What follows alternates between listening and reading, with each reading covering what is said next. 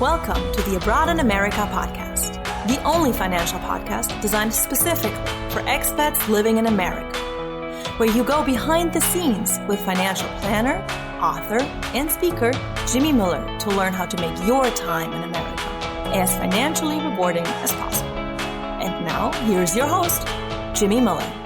Hey everyone, welcome back to Abroad in America. I'm your host, Jimmy Miller, and today we're talking about something that doesn't get discussed nearly enough: the hidden costs of being an expat in America.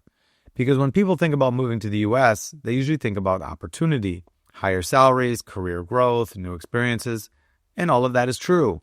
But what people don't always talk about are the quiet costs, the ones that don't show up clearly on a job offer, the ones you only discover after you've been here for a while. So today, let's pull back the curtains a bit. Let's start with something fun and deceptively expensive: exploring America. When you first arrive, everything feels new. You want to see New York, Los Angeles, national parks, road trips, maybe even have a cross-country adventure. And the United States is huge, like really huge. What looks like a quick trip on a map can easily turn into a 3-hour flight, a rental car, hotels, food, and suddenly you spend $1,000 or more just for a weekend.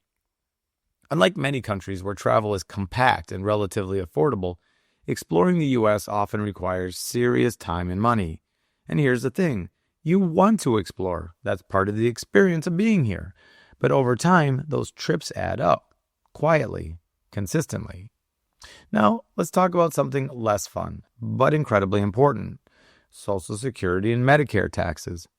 If you're working in the U.S., you're likely paying into these systems through payroll taxes, roughly 7.65% from you and the same proportion from your employer. But here's the catch for many expats: you may not stay in the U.S. long enough to actually benefit from those contributions. In most cases, you need at least 10 years or more of work to qualify for U.S. Social Security benefits. So if you're here for, say, 3 or 5 years, you might be paying into a system you'll never fully access or get any benefits from. Meanwhile, you may also not be contributing to your home country's Social Security or old age pension system, which could create gaps in your long-term retirement planning that need to be considered. Now, as we talked about in the totalization episode, sometimes countries coordinate the benefits, but not always. So for some expats, this becomes a hidden cost. You're contributing, but not necessarily benefiting. Next up, let's talk about traveling back home. At first, it usually feels manageable, maybe 1 trip a year, maybe 2. But flights, especially international ones, aren't cheap. And over time, those trips become less optional and more necessary. You want to see family, you have to attend weddings, be there for important moments, maintain relationships. And unless your company is covering the travel, which many don't, this becomes a recurring significant expense. It's not just the plane tickets either. It's the time off work, the gifts, the international travel, and the internal travel once you're there. Staying connected to home comes at a cost, both financially and emotionally. Okay, now we have to talk about healthcare. Everyone knows U.S. healthcare is expensive, but knowing it and experiencing it are two different things. Even with insurance, you may still have deductibles, co-pays, out-of-network charges, and surprise bills. And understanding how the system works, well, that's a learning curve in itself. For expats coming from countries with public healthcare systems, this can feel like a complete shock. So yes, healthcare is not just expensive, it's complicated, and that complexity is its own hidden cost. And here's another quieter cost: starting over. When you move to the U.S., you're not just changing jobs, you're rebuilding your life. That means furnishing an apartment, buying a car in many cities, setting up utilities, paying deposits for everything, building a credit history from zero. In many cases, you're paying more upfront because you don't yet have a U.S. credit score. So everyday things, renting, insurance, even phone plans can cost more in the beginning. It takes time to figure out where the least expensive things, like groceries, can be found as well. It's not one big expense, it's hundreds of small ones all at once. Now let's add one more thing. If you've been listening to this podcast, you probably saw this one coming, and that's tax complexity.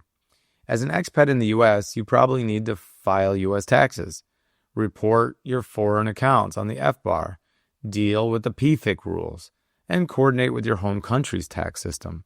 And for many people, that means hiring a cross-border tax advisor, which is not cheap. But trying to do it yourself, that can be even more expensive if something goes wrong. So the cost here isn't just financial, it's mental. Time, stress, and the constant feeling that you might be missing something. And finally, the cost that no one puts into a spreadsheet is the emotional cost. Being an expat means missing holidays, being far from family, navigating a different culture, building new friendships from scratch. Even when things are going well, there's a subtle weight to living between two worlds. You gain incredible experiences, but you also give up something. And that trade-off is different for everyone. Now, I don't say any of this to discourage you. Living and working in America can be an amazing experience, and the opportunities here are real. The growth is real. But understanding the full picture, including the hidden costs, helps you make a better decision, helps you plan ahead, and avoid surprises. Because being an expat isn't just about what you earn. It's about what you spend, what you gain, and what you trade along the way. And once you're aware of these costs, you can navigate them more intentionally. Well, that's it for episode 15 of Abroad in America. If this episode resonated with you, share it with another expat. Chances are they felt some of these costs too. And if there's a topic you want me to cover next, cultural, financial, or somewhere in between, let me know. Until next time, stay curious, stay prepared, and as always, keep exploring. Want even more ideas, tools, and resources on how to navigate your financial life as an expat in America? Check out all the resources on Jimmy's website at baobabwealthabroad.com and subscribe to the blog to stay up to date on issues affecting expats. Don't forget to subscribe to never miss an episode. See you next time. Baobab Wealth and Baobab Wealth Abroad are DBAs of Baobab Wealth LLC, a Florida-registered investment advisor. This podcast is designed for general education purposes only and shouldn't be taken as legal, investment, or tax advice. You should seek out a qualified tax professional or licensed financial advisor to determine what is best for your personal situation.